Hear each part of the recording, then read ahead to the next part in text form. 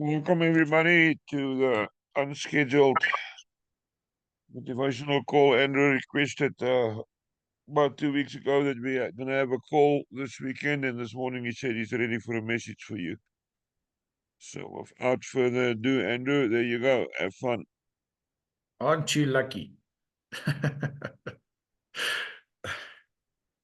Yeah. Yeah. Good evening, morning, afternoon, whatever time it is, wherever you are. It's good to be with you again. And yeah, it's always nice to have some time to reflect and time to think about things, and also a bit of time to catch up. Tonight, I want to talk about two things: salt and light. Salt and light.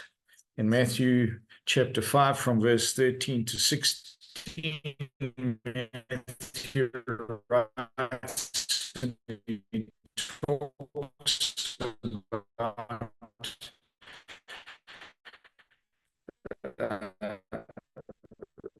what Jesus was sharing on the day, and then he says, these are Jesus' words. He says, "You are the salt of the earth. How can it be made salty again? And if it is no longer good for anything except to be thrown out and trampled underfoot." Then he says, "You are the light of the world. A town where people light a lamp and put it under a bowl. Instead, they put it on a stand, and it gives light to everyone in the house. In the same way, let your light shine before others, that they may see your good deeds and glorify your Father." Jesus was taught, used for. And why are we meant to be the salt of the earth? Salt adds flavor, salt preserves and cleans, and salt heals. But if salt loses its saltiness, the only thing it's good for is for de-icing the roads, which we don't have a problem with here in South Africa, but I'm sure the Americans know about salt on roads, and the English and the other Europeans. So we as believers, we as people involved in faith and in community, have to be flavorsome.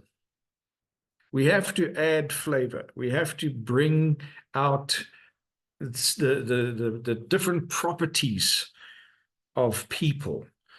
You know, if you take a piece of meat and you grill it and you put no salt in it at all, you may as well just be eating a leaf, because you know it has no real flavor to it. All right, but add some salt to it, and that salt gets into the fibers of that meat and it gets absorbed into it, and you put that on the grill and you turn it over 3 minutes aside and you cut into that juicy piece of meat, and the flavor that is there is enhanced and brought forward by the salt that you added to it.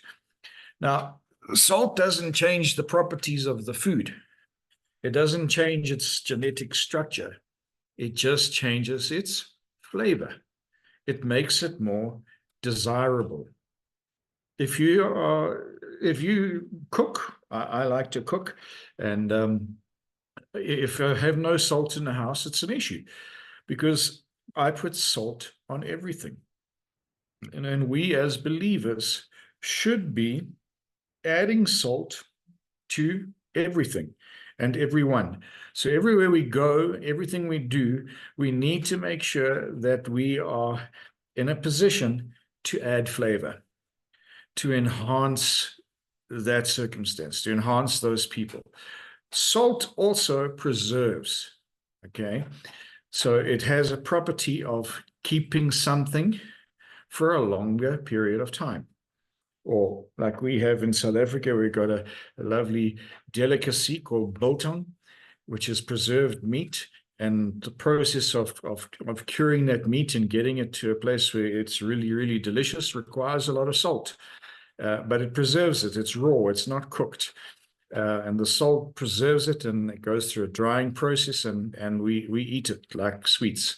It's delicious. It's not beef jerky. That's something completely different. That's made in a gelatin factory out of something that they call beef. It's not, biltong is biltong.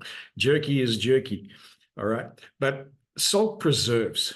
It preserves culture. It preserves faith. It preserves community.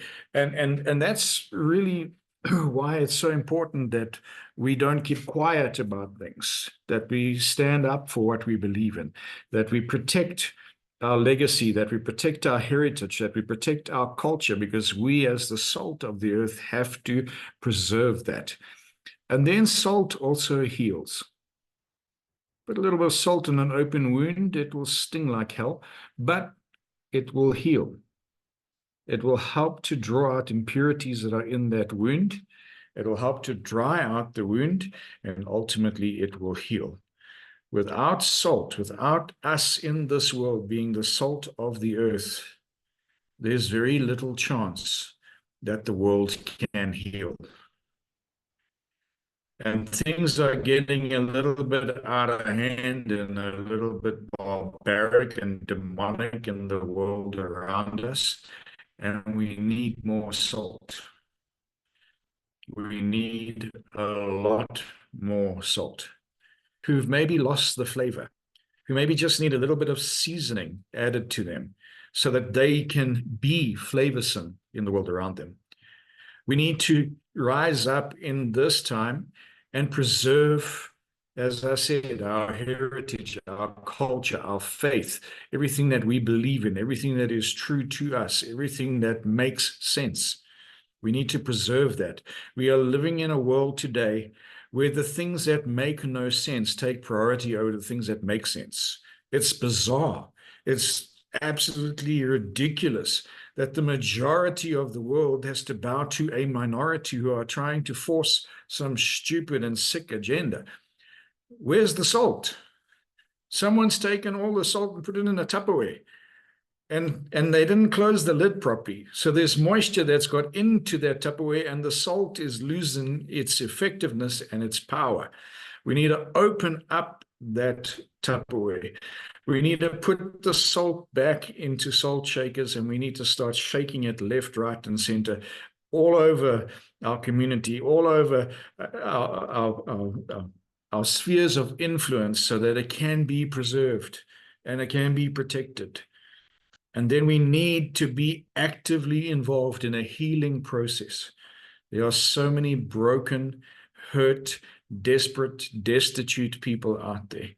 And all they need is a little bit of salt, just to heal up some of those wounds, to fix some of that brokenness, to make sure that it's purified and that they can again be restored and flavorsome.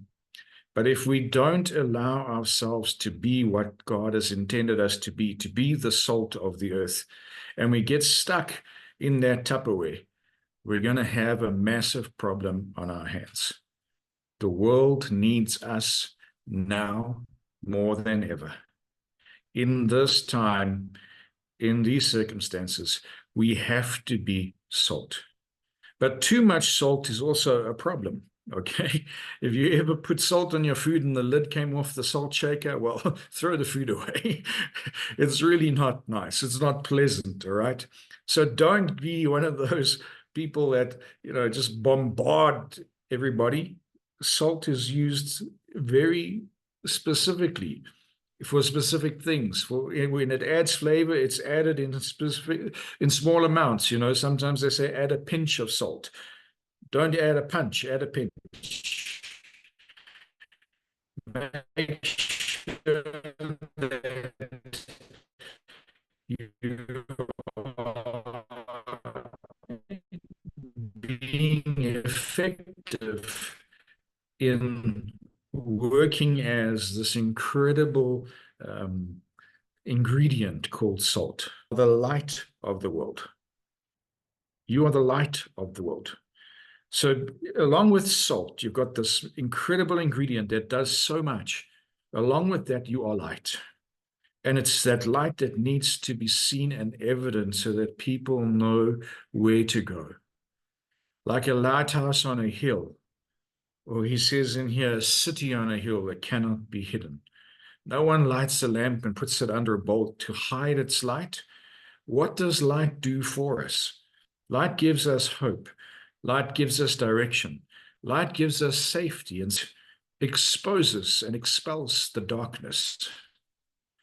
And light brings comfort.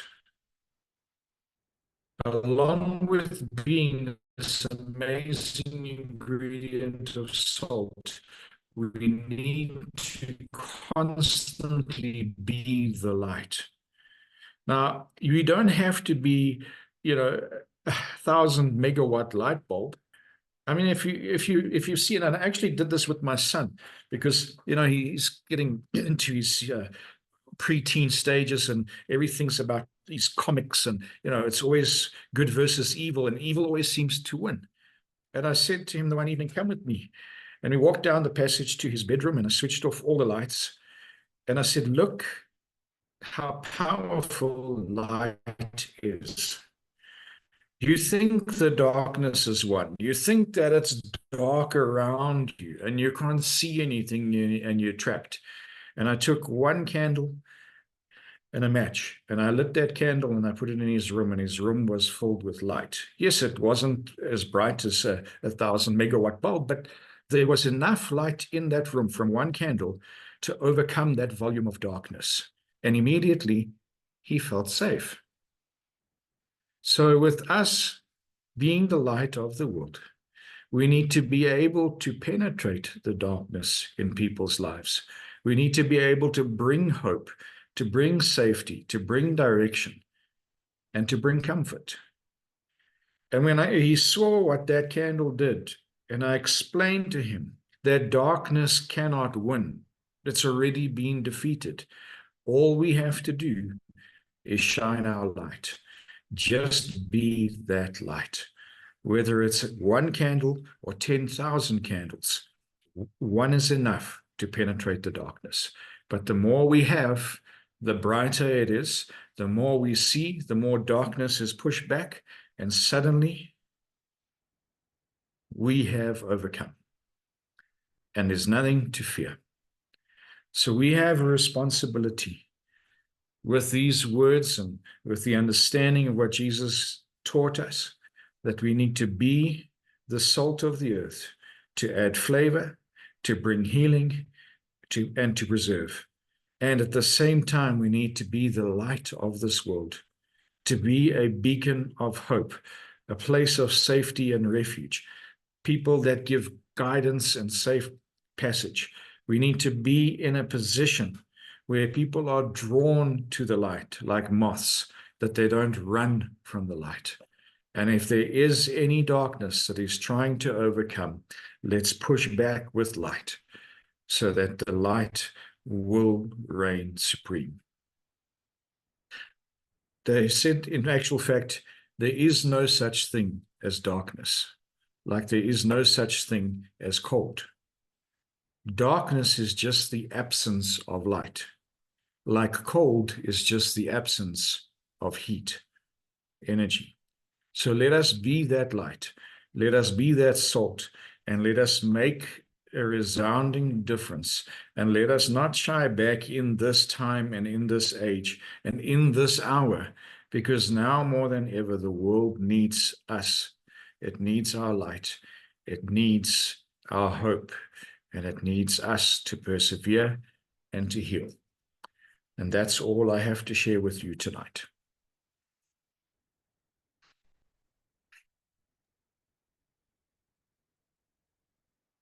Good. Thank you, Andrew. Anybody wants to ask Andrew anything about the message or give any comments?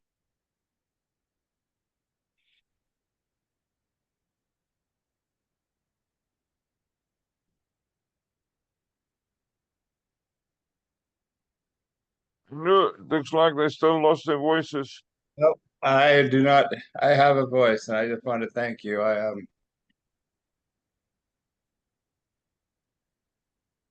didn't make church today, so I was really glad to see this. Do you need us to sing? Powerful What's that? message. I said, Mark, do you need us to sing because you missed the worship in your church this I morning? know the concert. Well, we have good messages also, and so Okay. but yeah, I have not been able to, even with all the medication, I haven't been able to sleep for days, so I wasn't going to try to drive today. But I appreciate this a lot. I was just really excited when I saw that when I woke up or when I turned on the computer this morning. So I appreciate you very much. Appreciate everybody on here actually very much.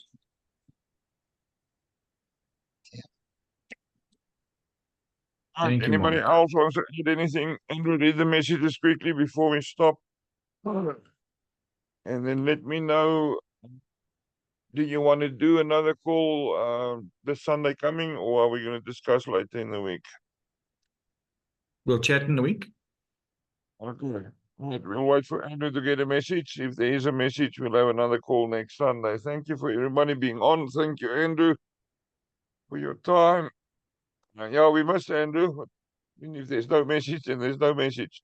Andrew's not going to sit here on a Zoom call if he doesn't have a clear and present message for you. It is the way that we work. If there's no message, there's no message, and you wait and be patient. There's also many, many times that you are told to be patient. Wait for the right time. Okay, Andrew, thank you again. See you then again if there is a message next week, Sunday. 7 p.m. South African time, 1 p.m. Eastern time for the Americans.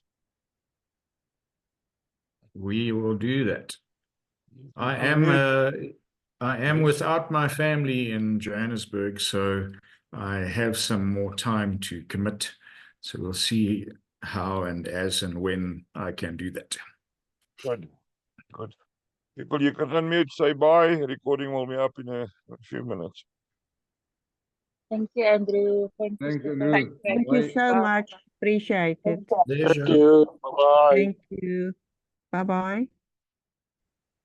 Thank you for the software update. Bye.